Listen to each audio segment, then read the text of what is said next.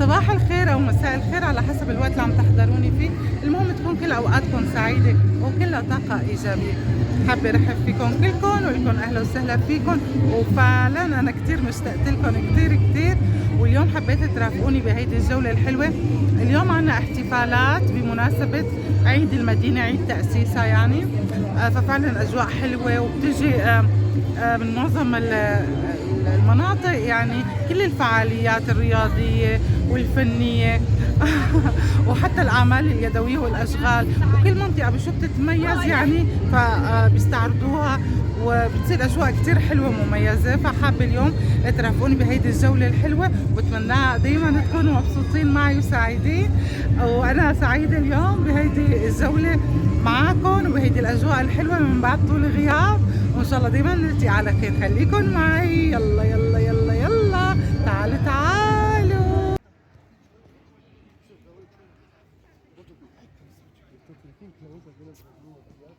وأول شي حبايبي لفت نظري هيدا جذع الشجرة، يعني عن جد بتحسوها شجرة من آلاف السنين.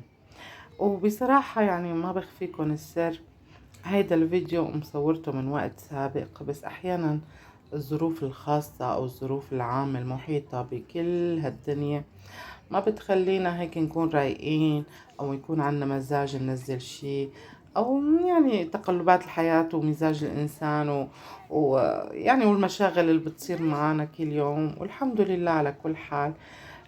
دايما الإنسان يعني بمر بمراحل، يعني بتحسوا انه ما كتير عنده هيك شغف لانه يصور او ينزل او اي شيء يعني بشكل عام. بس بصراحة قلت لا، لازم ننزله للفيديو، رغم انه يعني الجو العام بشكل عام منه كتير هيك ايجابي، بس بنحاول وبنسعى لانه نشوف يعني الاشياء الايجابية المحيطة فينا، الاشياء الحلوة، الطبيعة الحلوة. بدنا نحاول ونسعى قدر الامكان انه نقدر نطلع حالنا من الامزجة او المشاغل الصعبة بهيدي الحياة.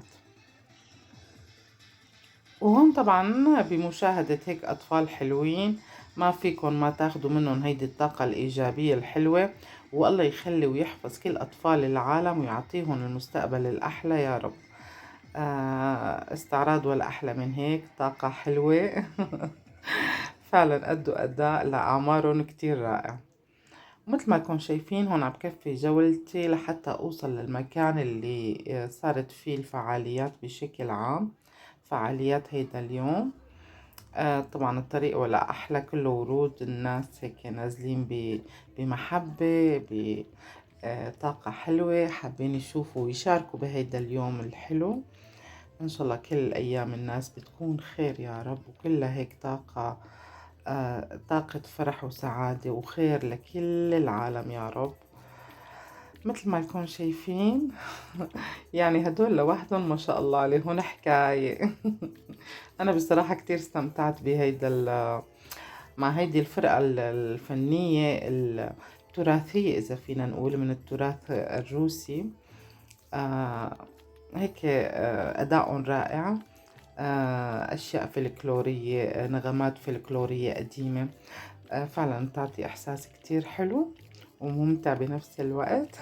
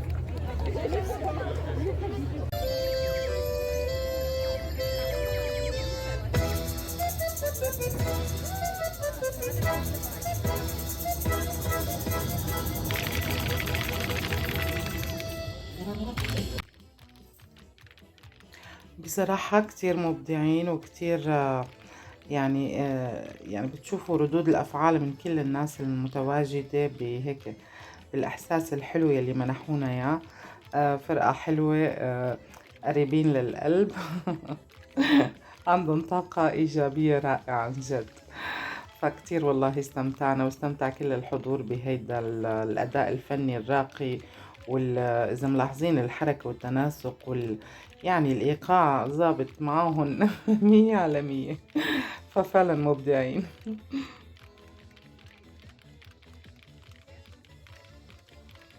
وعلى فكرة يعني أنا لاحظت إنه يعني هن أعمارهم مش صغيرة.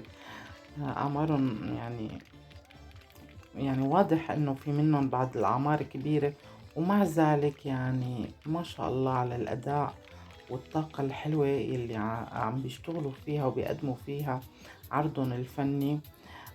مبدعين بصراحة. وفعلا الفنان بشكل عام ما فينا نقول عنه له عمر معين، لأنه هيدي مهمته بالحياة، إنه يقدم أفضل ما عنده حتى لو كان سنه كبير. ففعلا برافو عليهم. ومثل ما لكم شايفين هون حبايبي كفيت الجولة معاكم. وهيدا المبنى اللي عاملينه طبعا هو ديكور، عاملين بقلبه الفعاليات والأنشطة الثقافية أو العروض، اللي فينا نقول عروض تراثية للمهن والحرف اللي كانت زمان، وللمنتجات الزراعية يلي بتشتهر فيها المنطقة اللي نحن عايشين فيها. الإقليم، أو فينا نقول الإقليم إقليم ستافروبول. فمثل ما لكم شايفين بيشتهر كتير بالتفاح، بالبطيخ الأحمر، باليقطين. فعلا هون المنتجات الزراعية تعتبر حلوة، وفعلا البطيخ فعلا مميز هون كتير كتير، وبتميز هيك بطعمه الحلو. وكيف بدي لكم يعني فيه عصير كتير كتير، يعني إذا بدنا نعمل عصير حبحب ففعلا بيعطينا كمية كتير حلوة. وهلأ مثل ما لكم شايفين كمان هيدي المائدة الروسية اللي بيعملوها الأسر بشكل عام بالاحتفالات الخاصة أو العامة. مثل ما لكم شايفين كل الأطباق وطريقة تنسيق المائدة والأكواب والملاعق والشوك، يعني كله كان هيك بطريقة كتير حلوة ومنظمة بشكل جيد مثل ما لكم شايفين. فعلا لفتت نظري وحبيت كتير التنسيق اللي عاملينه. طبعا المائدة بتتميز المائدة الروسية بشكل عام باللحوم والبطاطا والمعجنات وبالفواكه، وهيدي أنواع المياه اللي ممكن يقدمها الواحد بهيك مائدة، والعصائر بشكل عام. فحبيت كتير هيدا التنسيق الحلو. وهون حبايبي إذا منلاحظ كمان عاملين مجموعة من المجسمات، تصاميم لبعض القلاع أو بعض طواحين القمح. مثل ما بنعرف إنه روسيا كتير عند القمح يعتبر من يعني المنتجات الزراعية الأولى بروسيا. ففعلا مجسمات حلوة وفنية وهيك بتعطينا الطابع القديم. وهون حرف اليدوية القديمة، حرفة الحدادة. مثل ما لكم شايفين كمان عاملين أجواء كأنه مشغل حداد يعني حقيقي يعني. وهيدي بعض المنتجات اللي بتطلع من هيدي الحرفة الحلوة. يمكن مع الوقت بلشت تندثر للأسف هيدي الحرف المهنية اللي هيك كلها بتعتمد على المجهود اليدوي الهاند ميد، يعني كله صناعة ايد، صناعة يدوية حلوة راقية. وهيدي المنتجات كمان مثل ما لكم شايفين السجاجيد عبارة عن لوحات فنية فينا نقول، على كتر ما عاملينهم بطريقة راقية وصناعة جيدة. وهون كنت عم بسأل شو هيدا صوف طبيعي 100% بيعملوا فيه هيدي المنتجات. وفعلا يعني ملمسه والمنتجات اللي عم تطلع منه ولا أحلى من هيك. أكيد كل شي طبيعي بيتميز يعني 100% عن أي شي صناعي، وكله شغل يدوي يعني كله صناعة يدوية. شايفين كيف قديه حلو، وكله طبعا بيمثل شي من تراثهم يعني وتاريخهم بشكل عام.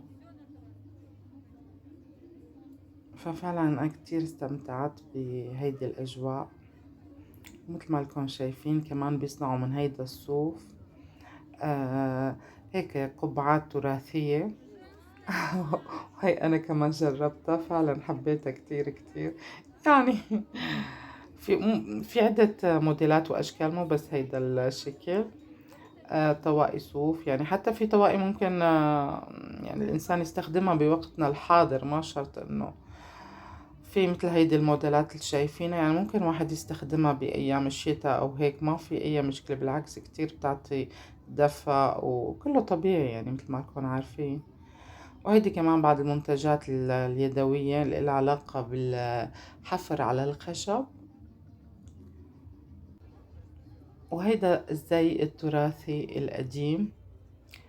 مثل ما لكم شايفين زي المرأة التراثي والرجل كذلك. فينا نقول إنه مميز جدا، وهيك له تقاليد وطقوس خاصة يعني بارتدائه بخصوصيته يعني. حتى بيتميز بالحشمة يعني والهيك والرقي يعني، فكتير حبيت. وهي كمان بعض المشغولات الخشبية. وهنا عاملين كمان جناح خاص بلوحات البورتريهات الرسم يعني، ولا أروع. هون كان التلفزيون عم بيصور هيدي الأجواء كمان. وهي كمان فقرة من يعني كيف لكم من الاستعراضات الفنية التراثية الفلكلورية.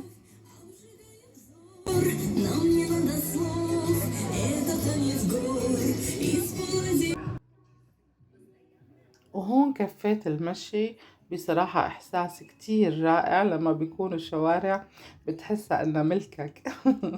وإنت ماشي هيك يعني بتحس إحساس حلو إنه ما في سيارات، ما في شي، كله موقفينه للاحتفال، طبعا للأجواء الاحتفالية.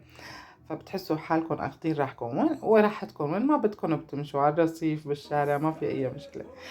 وهون آخر شي حبايبي كان الحفل الختامي لهيدا اليوم. حفل فني جدا كان رائع. طبعا الحضور كان كبير كتير كتير وأجواء حلوة. وهون حبايبي إذا وصلتوا معي لهون لا تنسوا تعملوا لي اللايك، وإذا كنتوا جداد على القناة لا تنسوا تشتركوا وتفعلوا زر الجرس لحتى يوصلكم كل جديد. آخر شي حبايبي، لا تنسوا لايك لايك لايك لايك.